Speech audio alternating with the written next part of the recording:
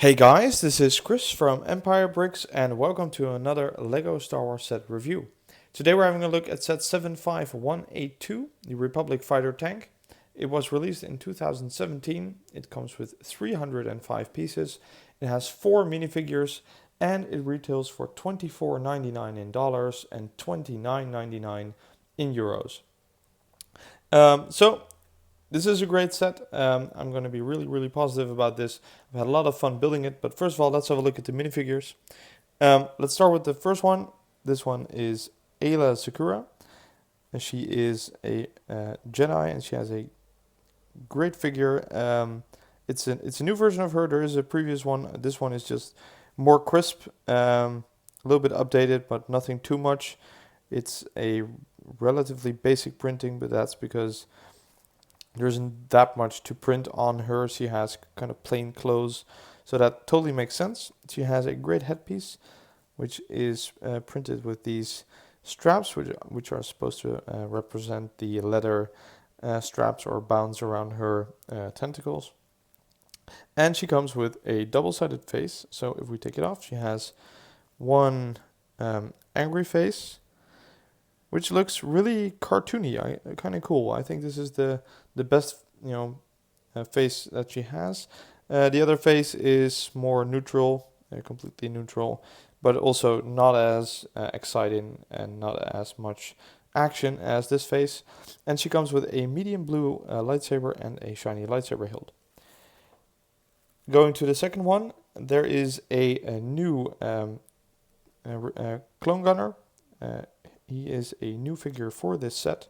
His printing is kind of cool. It's the recognizable belt from all the clone troopers, but this part is new, I think, with the it's kind of black plating, which looks a little bit like the plastic shoulder pads that you can get with some clone commanders. So it would have been cool to add those if you have them. The leg printing is what we would expect from a clone trooper. The helmet is nothing too special, but it does make him stand out a bit, and it looks pretty cool. Underneath is an angry clone face, but in this case it makes sense. This is a clone, but it does mean that he has no alternate face. And he comes with a large blaster with a Technic pin on the top, which should represent maybe a silencer or some other specialized gun. Personally, I'm not a big fan of it. In this case, the color doesn't match the gun. It should have been black. But what tends to happen is this. It's a little bit loose. So it doesn't really work for me, but it's only one piece that they use. So you can keep it off if you want to. So that's the gunner. Up next is a standard B1 battle droid, as we have seen them for many years. There's 2 of these guys in this set. They're completely identical. They come with medium blasters, so there's no stud shooters in the set. That's a big plus. Just regular guns. And this guy, and the other one, of course, gives you something to fight with the Republic Fighter Tank. So it's quite a balanced and a good minifigure selection, all in all. So those are the figs. Let's have a look at the build. The tank itself, it looks amazing. There's a lot of detail, even though it's quite a bit smaller than the last version, but smaller isn't necessarily worse. And it looks really good.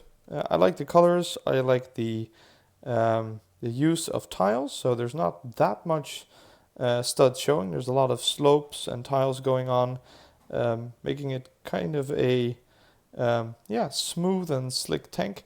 It's also a little bit flatter than the previous version. So the previous version had a really high cockpit. I think that was a little bit out of proportion. So this one might be smaller, but it looks more like a tank, I think. It has a more realistic feel to it. One more thing about the looks. It does come with stickers. It has 6 of them. There is 2 big ones on both sides. Those are really easy to apply. There are these 2 in the middle. So there's one on the double T slope, and there's one on this larger slope. Those are, pretty easy, a little bit harder because it's a slope maybe. And there is these 2 stickers, and there's quite a clever thing because the stickers are actually a little bit cut out. so that they don't end up underneath this wedge piece. So I guess they are the hardest to apply, but as you can see that, it went pretty well. Nothing too hard, so I don't really mind the stickers. And it's always nice to have the logos and some extra detail. So no bad stuff over there. Going on to the functionality, I guess if you could call it functionality, it has wheels underneath.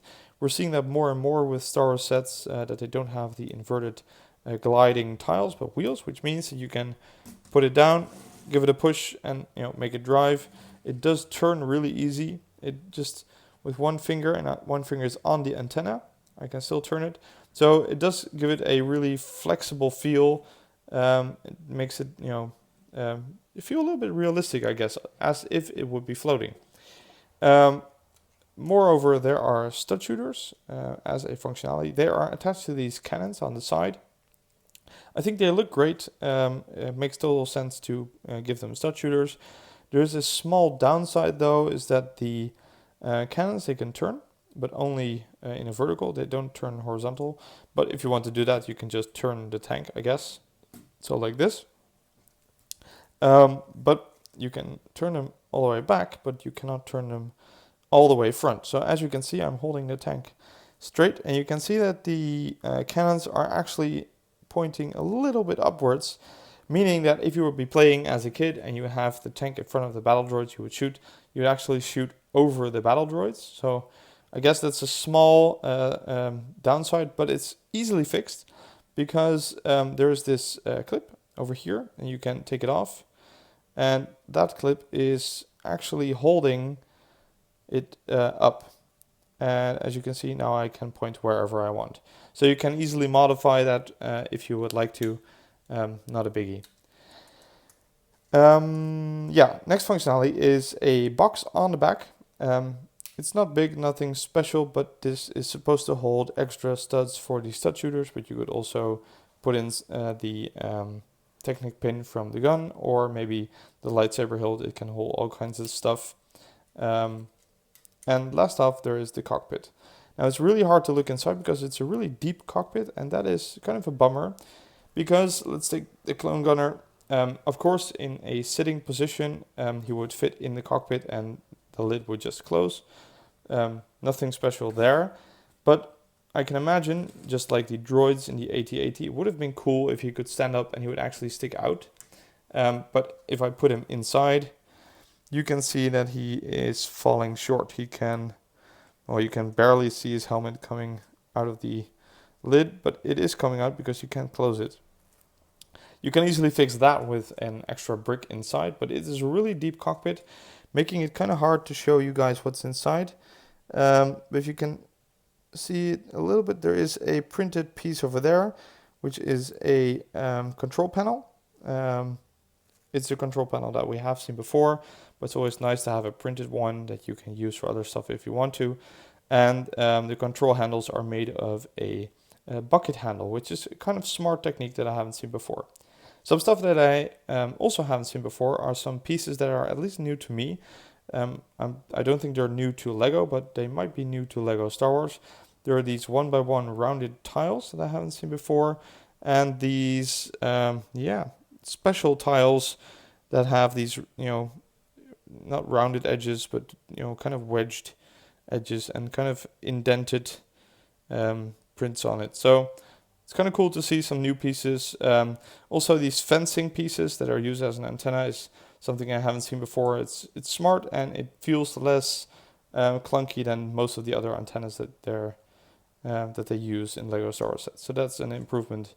Not so good is the lid on the cockpit. It is rounded and it doesn't really close up the cockpit. As you can see, there's multiple corners that you can still see through. And I think that's just kind of unnecessary because as you can see, if you would have used a rectangular thing with rounded edges, then I guess you could have solved it. Or maybe by placing the hinges, one brick, one stud to the back, and then maybe a bigger lid on top. There are multiple ways that you could have solved this, and for some reason they missed it or they didn't do it. So it kind of feels sloppy, I guess. But still, it's a great set. It's a nice build. It takes me about a half an hour to make it, which kind of surprised me for a set that isn't that big. But it's 305 pieces, or at least a little bit less than that with the minifigures counted as pieces. But it's a really compact, dense set. It's really sturdy, and it's a really nice build. So, final thoughts. I think this is a great set. This is a set that I would like to see more of from LEGO. It is really decently priced, with somewhere between $20 and $30 for minifigs, and a build that you would like to have multiples of. I mean, this is the set that LEGO should make. And from this wave, I think this is by far the one with the best value for money. So all in all, I can really recommend it. The only downsides are little design flaws in the tank, but they're minor and they are easily fixed by using some of your own bricks or removing some stuff. So that's it, guys. I really hope you like this review. If you do, please like, comment, and subscribe, and I will see you at the next video.